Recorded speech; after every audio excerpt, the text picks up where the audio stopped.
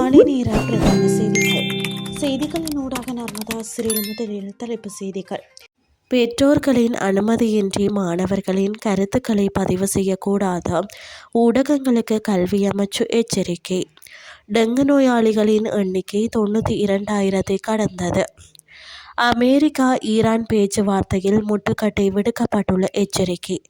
இனி விரிவான செய்திகள். தரம் 5 புலமை பரிசில் பரீட்சை எழுதிய மாணவர்களின் கருத்துக்களை பெற்றோர் அல்லது ஆசிரியர்களின் முன் அனுமதியின்றி பதிவு செய்வதோ அல்லது வெளியிடுவதோ கூடாது என கல்வி அமைச்சு ஊடகங்களுக்கு கடும் எச்சரிக்கை விடுத்துள்ளது. பரீட்சையின் பின்னர் மாணவர்கள் ஊடகங்களுக்கு தெரிவித்த கருத்துக்கள் சமூக வலைதளங்களில் பகிரப்பட்டு அவர்கள் கேலி மற்றும் பரிகாசத்திற்கு உள்ளாக்கப்படுவது அவதானிக்கப்பட்டதை அடுத்தே இந்த நடவடிக்கை எடுக்கப்பட்டுள்ளது. பெற்றோர், பாதுகாவலர்கள் அல்லது ஆசிரியர்களின் உரிய அனுமதியின்றி சிறார்களின் கருத்துக்களை பெறுவதற்கோ பதிவு செய்வதற்கோ அல்லது ஒளிபரப்புவதற்கோ ஊடக நிறுவனங்களுக்கு அனுமதி இல்லை என அமைச்சு திட்டவட்டமாக தெரிவித்துள்ளது. அத்துடன் சிறார்களின் உரிமைகளை மீறும் வகையில் இத்தகைய காணொளிகளை வெளியிடும் ஊடகங்களுக்கு எதிராக சட்ட நடவடிக்கை எடுக்கப்படும் எனவும் எச்சரிக்கப்பட்டுள்ளது. நாட்டில் பதிவாகும் டெங்கு நோயாளிகளின் எண்ணிக்கை தொடர்ந்து அதிகரித்து வருவதாக தேசிய டெங்கு ஒழிப்பு பிரிவு தெரிவித்துள்ளது. இதன்படி இவ்வருடத்தின் ஆரம்பம் முதல் நேற்று வரையிலான காலப்பகுதியில் நாடளாவிய ரீதியில் 92,011 டெங்கு நோயாளர்கள் பதிவாகியுள்ளதுடன் டெங்கு நோய் காரணமாக இதுவரை 68 பேர் உயிரிழந்துள்ளதாக குறிப்பிடப்படுகிறது. இவ்வருடத்தின் இதுவரையிலான காலப்பகுதியில் அதிகளவான டெங்கு நோயாளர்கள் கடந்த ஜூலை மாதத்திலேயே பதிவாகியுள்ளனர். அம்மாதத்தில் மட்டும் 29,968 நோயாளர்கள் அடையாளம் காணப்பட்டுள்ளனர்.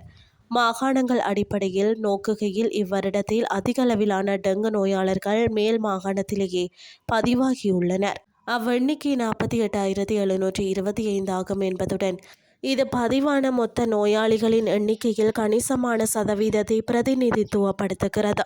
தென் மாகாணத்தில் 13,533 டெங்கு நோயாளர்களும் மத்திய மாகாணத்தில் 8,277 நோயாளர்களும் இதுவரை பதிவாகியுள்ளதாக தேசிய டெங்கு ஒழிப்பு பிரிவின் தரவுகள் வெளிப்படுத்துகின்றன. இனி வெளிநாட்டு செய்திகள். கோர்முஸ் நீரிணையை மீண்டும் கப்பல் போக்குவரத்திற்காக திறப்பதே தற்போதைய முதன்மை இலக்கு என்று துருக்கி ஜனாதிபதி ரசிப் தய்யிப் எர்டோகன் தெரிவித்துள்ளார். சர்வதேச ஊடகம் ஒன்றிற்கு வழங்கிய நேர்காணல் ஒன்றிலேயே அவர் இதனை தெரிவித்துள்ளார்.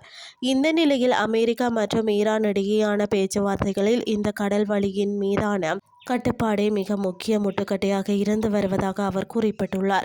இது குறித்து மேலும் தெரிவித்த அவர், கோர்முஸ் நீரிணை மூடப்பட்டிருப்பது உலகளாவிய ரீதியில் பெரும் கவலையை ஏற்படுத்தியுள்ளது. இந்த கடல் வழி பாதையானது சர்வதேச வர்த்தகத்திற்கு, குறிப்பாக எண்ணெய் மற்றும் எரிசக்தி வளங்களின் விநியோகத்திற்கு மிகவும் இன்றியமையாதது. எனவே கோர்முஸ் ஜலசந்தி முடிந்தவரை விரைவில் மீண்டும் திறக்கப்படுவது மிக மிக முக்கியமானது. உலகளாவிய எண்ணெய் விநியோகம் எந்தவித தடங்களுமின்றி சீராக நடைபெறுவதையே துருக்கி ஆதரிக்கிறது என தெரிவித்துள்ளார். ஈரான் மற்றும் அமெரிக்காவிற்கு இடையே மீண்டும் பரஸ்பர தாக்குதல்கள் வெடித்துள்ளதை தொடர்ந்து இந்த நீரிணையில் கப்பல் போக்குவரத்து பெரும்பாலும் முடங்கியுள்ளது. கடந்த ஜூன் மாதம் இரு நாடுகளுக்கும் இடையே கையெழுத்தான புரிந்துணர்வு ஒப்பந்தம் இந்த திங்கட்கிழமையுடன் முடிவடைய உள்ளமை குறிப்பிடத்தக்கது. இதுடன் செய்திகள் யாவும் நிறைவடைகின்றது. அடுத்த இரவு 8:30 எதிர்பாருங்கள். நன்றி.